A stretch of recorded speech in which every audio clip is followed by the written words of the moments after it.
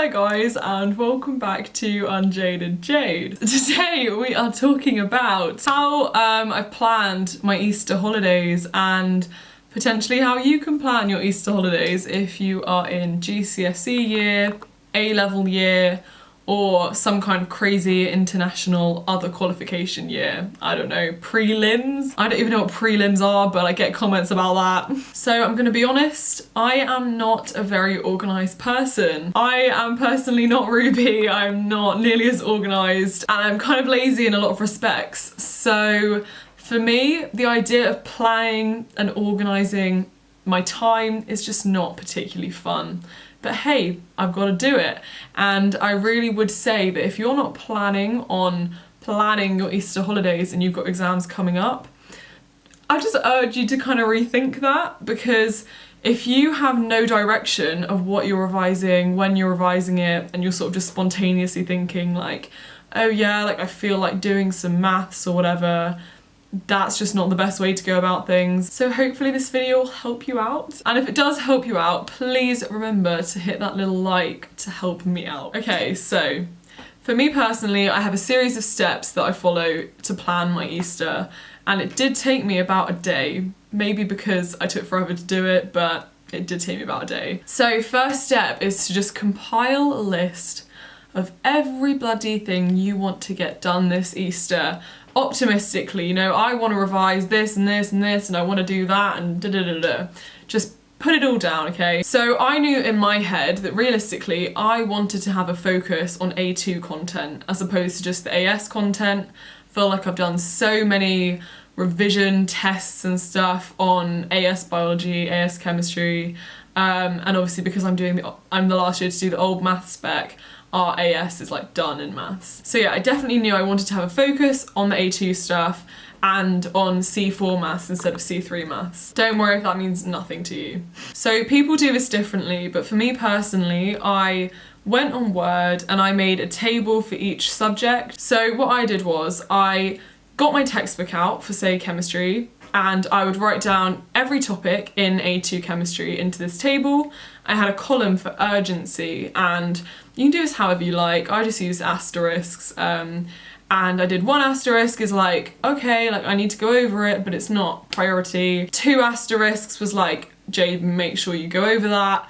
And then 3 asterisks I would only reserve for like a few topics, were like, I don't really remember that at all, or I don't really get it, or it just needs more time. And I do think it's important to rank things, because otherwise you could end up not focusing your time where you need it most. And then I also have a space in the table with actions. So for example, I know that I want to do like flashcards and go through chem revise notes and stuff for each topic in chemistry, but I know that I also want to do practice questions. So those are 2 different sort of tasks that I can be doing. And then the last column in my table was when I was going to do those things. So I personally didn't type that bit into the table, I just printed them off. And so for example, here's my one for biology. Here's my table for urgency, here are my actions, and here's when I'm going to do it. And here's the topic, and I colour coded them based off of the sections in the textbook. I'm not creative. So that was just revision, right? But I also made a list, here it is, of extras that still must be completed. So I'm talking homework, worksheets that I've been given, stuff that's been set by teachers which I might not want to do, but I've got to do. So these are obviously things that I need to compile into my timetabling as well. Yeah, just like papers I have to do, stuff like that. And then personally, I use this thing. It's just like a weekly day planner thing, to be honest. It just has the days of the week. It's not dated, so I just really simply wrote the date in the corner of each one just so I could track it a bit more. And then what I did was I counted the number of tasks that I had to do. So I'd count each of these actions as one task, and then I would also count each of these actions as one task. So that's one task in maths. Oh look, I need to do mechanics June 2015 paper. That is a task. I think it came to something like, I can't remember, like 60 something tasks, which I was a bit like, oh, okay. And then count how many days of Easter you've got. If you know that you're not going to do something on one day for whatever reason, like trip to Brighton, I don't know. Just don't count that as a day. And then simple maths, you know roughly, really roughly, how many tasks you're gonna have to do a day to just make it work. Okay, next step, you allocate things. So I went through all the days and I was like, oh right, what do I do on this day? I'm gonna do some, look at here, oh look, chapter 11, photosynthesis, has 3 stars for urgency. Looks like we have to do that then.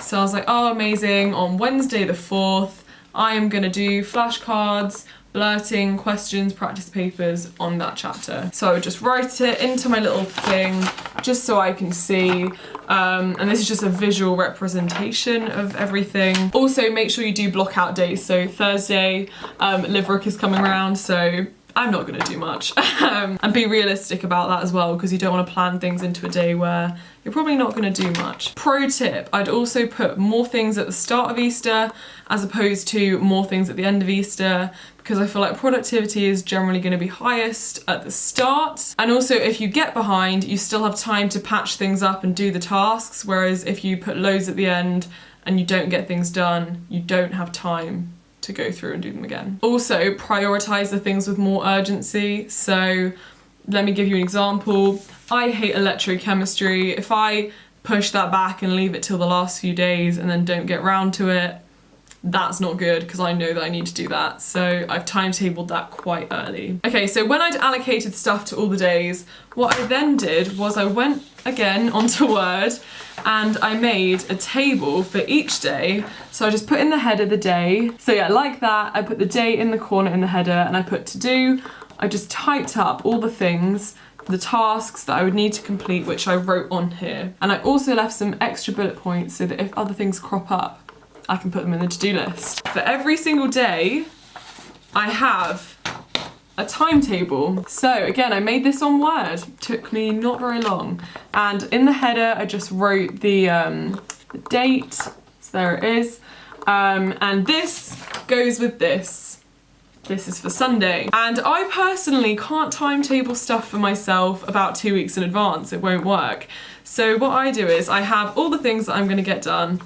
I have the day set out, and you know what I do? The night before, or really early in the morning on that day, I allocate out all the things on this list into the timetable for the day. Because thing is, things crop up in your life that you don't necessarily know are gonna happen. Like, oh look, your friends really want to go out and you hadn't expected it a week ago, but now here it is. So I find it's better to timetable the day right like next to the day, if that makes sense. And this timetable is like half hourly.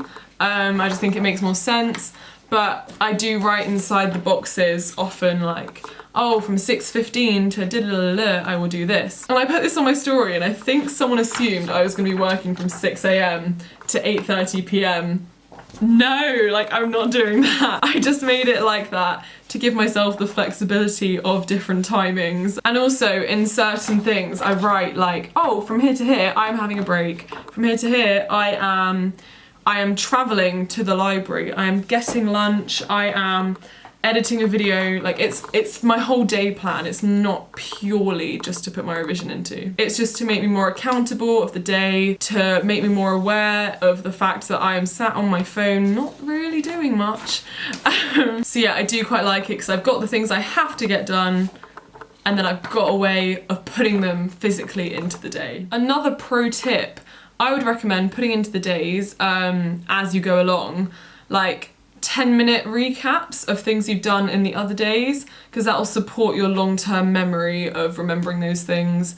So for example, today I went over respiration. So in 2 days, I timetabled 10 minutes to go over the whole process of respiration, just to consolidate what I'd done 2 days ago. And do remember, certain things are going to take longer than others, some things you will need to go over again, and some things won't really take you long. And how much work you do, it's all subjective. Working hard and being productive is all subjective. As long as you're doing enough for you, fine. I'm really not gonna be the person to sit here and tell you to not go to a party. Like, go to that party as long as you get some work done before the party. Have a life outside of just schoolwork, break it up. Another pro tip, sometimes it can be nice to just have a change of scenery. So I quite like alternating. So today was a work day where I went to the library, my local library. I went up to the quiet bit, sat there, powered out the productivity all day. And then tomorrow, it's a home day. I'm doing revision here. So breaks it up a bit. It really is all about balance, and I want you to feel happy and content at the same time. I don't want you to get stressed. It's not good to be stressed. I mean, look, I'm wearing my little yoga chakras necklace. Thank you, Rhiannon. So yeah, do some yoga, do some meditation, anything which will chill you out. And it's Easter, eat some chocolate, why not? But yeah, I hope you have a lovely Easter. I hope you are very productive, and I hope you smash out that revision and you get stuff done. Yeah. Also, because it is exam season coming up, comment down below the videos that you just want me to make. Like the true, like proper, revision-y type videos. Like, what do you want me to make? Because I know as it comes closer to exam season, I'm not going to be able to make as many videos. So I'd rather know what you really want, and I'll make it. Thank you so much for watching. Bye.